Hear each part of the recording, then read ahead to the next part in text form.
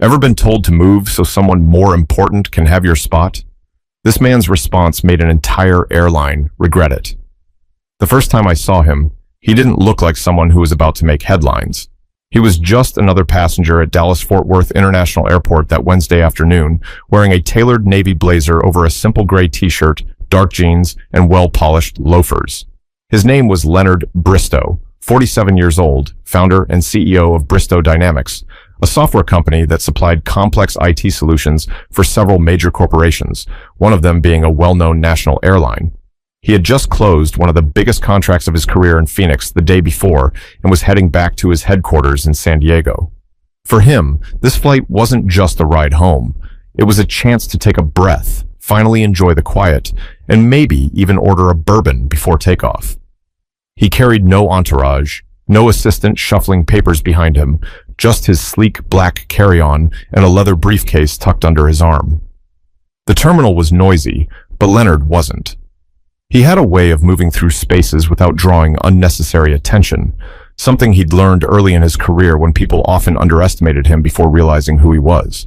A few travelers gave him casual glances, the kind people give strangers they think they might recognize from somewhere but aren't quite sure. When boarding was called for first class, Leonard was among the first to stand. He walked up to the gate calmly, scanned his ticket, and stepped down the jet bridge towards seat 1A, his favorite. It wasn't just for the extra legroom or the priority service. It was the spot he'd sat in countless times when flying for business. For him, that seat meant consistency in a life where very little was. As he settled in, Leonard glanced around. The cabin smelled faintly of citrus cleaner, and the leather headrest felt cool under his hand. He tucked his briefcase under the seat in front of him and slid his phone into the side pocket. He wasn't expecting anything unusual. He'd done this routine hundreds of times before. But comfort, as he was about to be reminded, can be deceiving.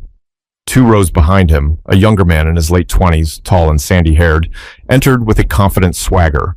He was dressed in a pale blue button-down, sleeves rolled up, and designer sunglasses pushed up on his head. Leonard barely noticed him at first, but in just a few minutes, that man would become the center of an interaction Leonard couldn't ignore and wouldn't soon forget. The cabin crew was finishing pre-boarding checks when Leonard heard the sound of measured footsteps approaching. He looked up to see a flight attendant, petite with sharp features, stopping at his row. Her tone was polite, but her words were wrapped in an awkward tightness. "Mr. Bristow," she began, glancing briefly over her shoulder, "we're going to need you to switch seats for a moment. There's been a mix-up, and another passenger was assigned to this seat." Leonard blinked, surprised. "I'm sorry, but this is my seat. It's on my boarding pass." She nodded quickly. "I understand, sir, but this gentleman," she gestured subtly to the younger man now standing near the galley, "was supposed to have this seat reserved." Leonard's brows drew together. Reserved? He knew how airline seating worked. There was no such thing as a VIP reservation that could overwrite a confirmed first-class ticket at the last minute. At least, not without a very unusual reason. Still, something in her voice told him this wasn't about a clerical error.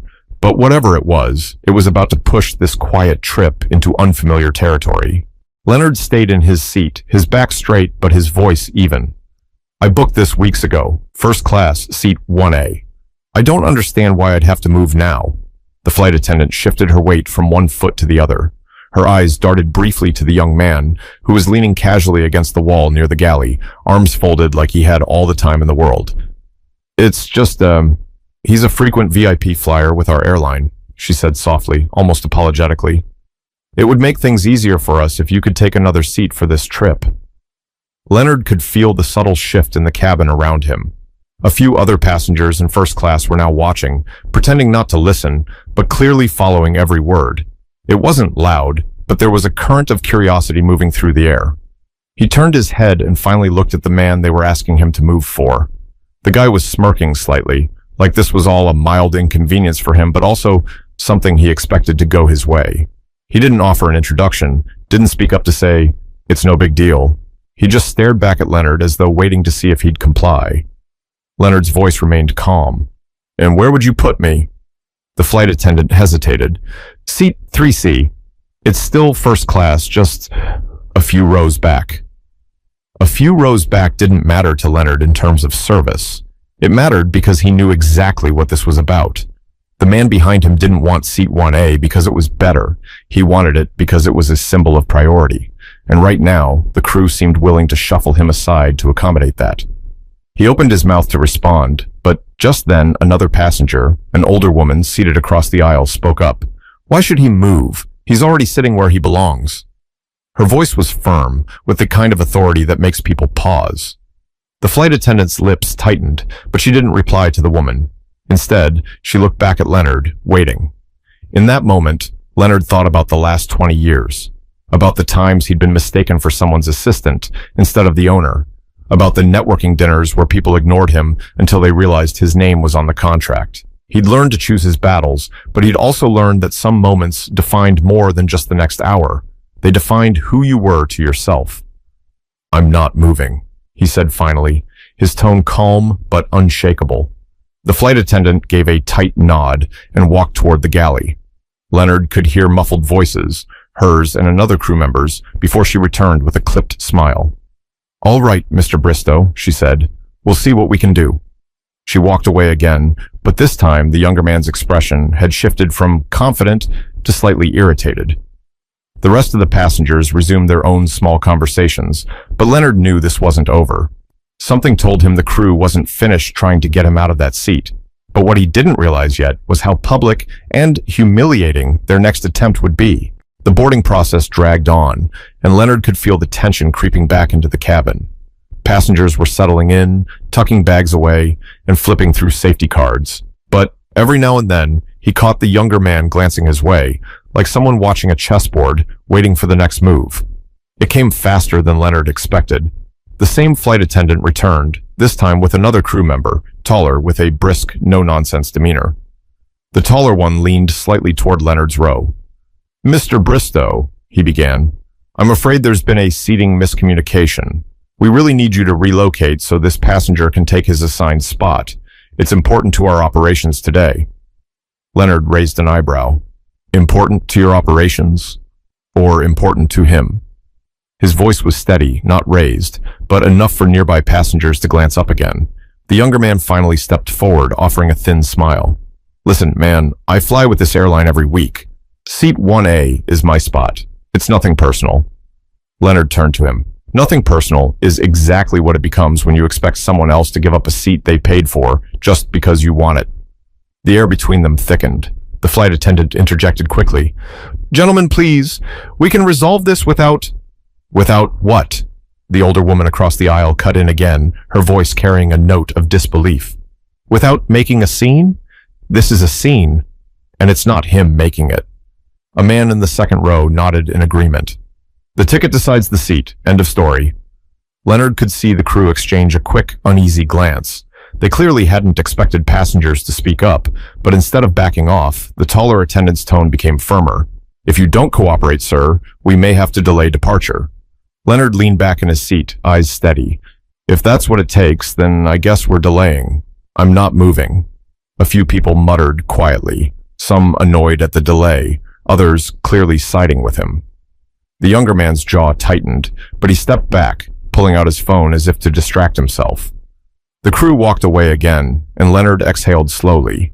He'd stood his ground, but he knew it wasn't over.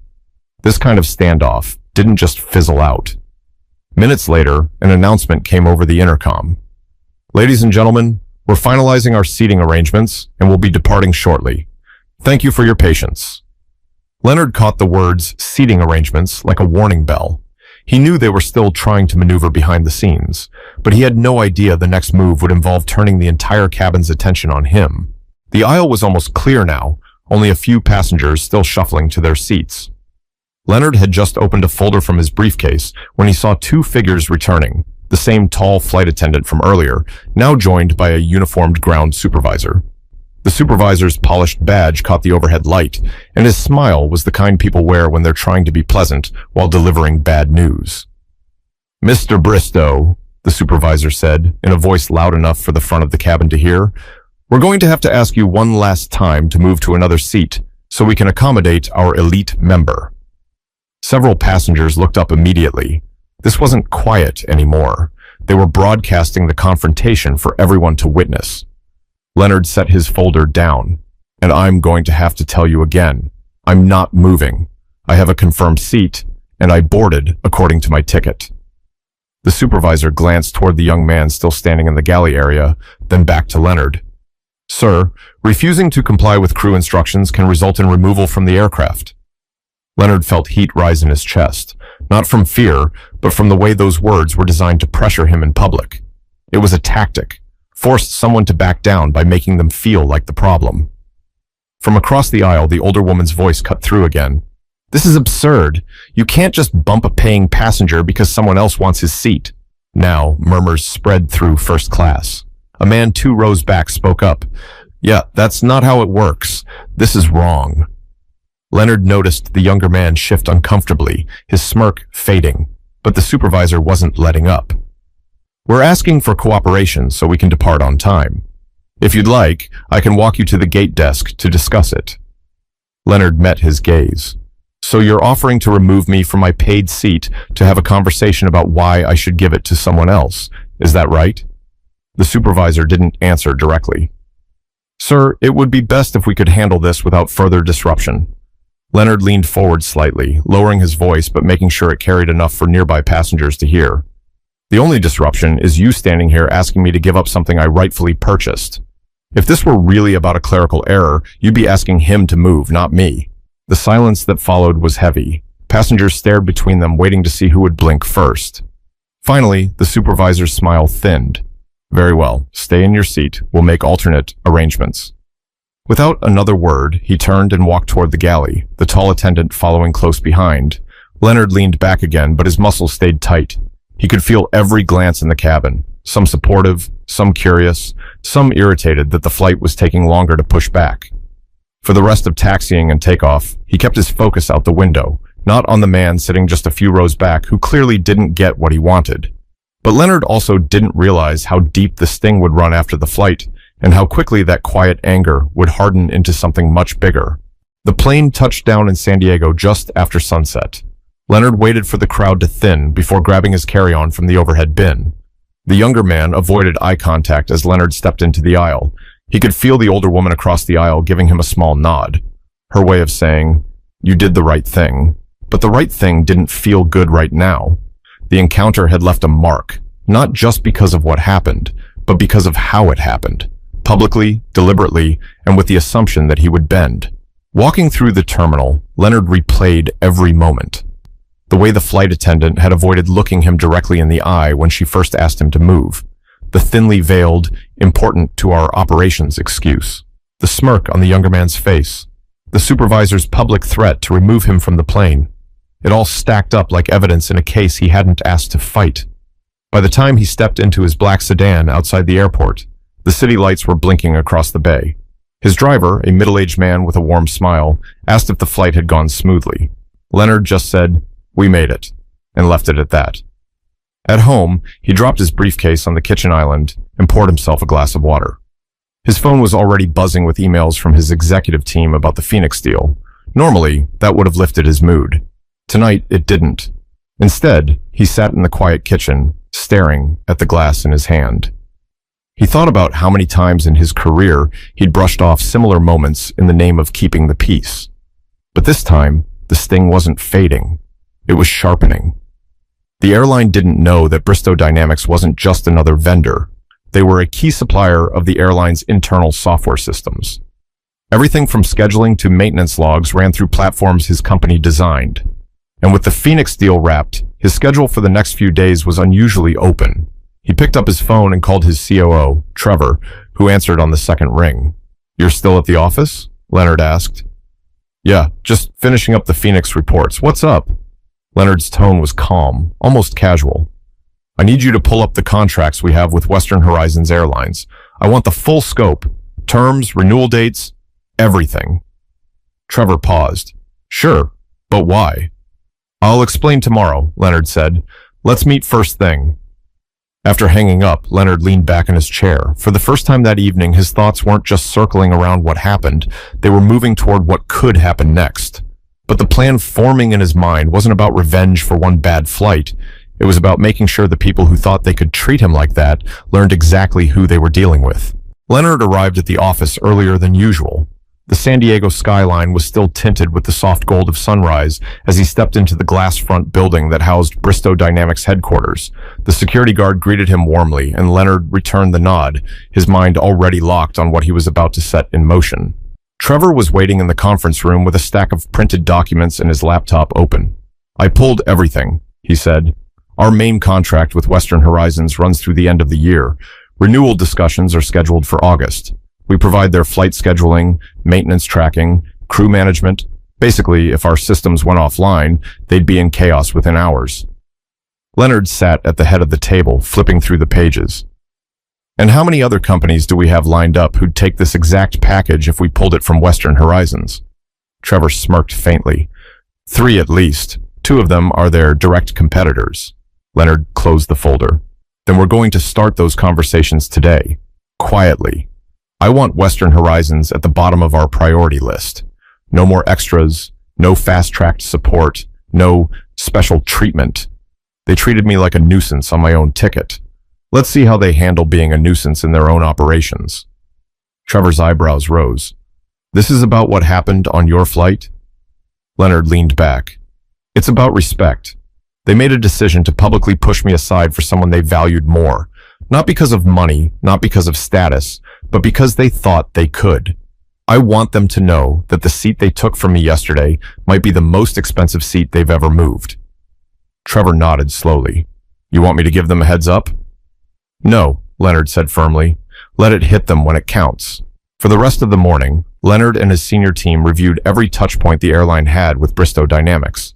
They mapped out exactly how to shift their resources toward other clients, all without breaking the terms of their current contract.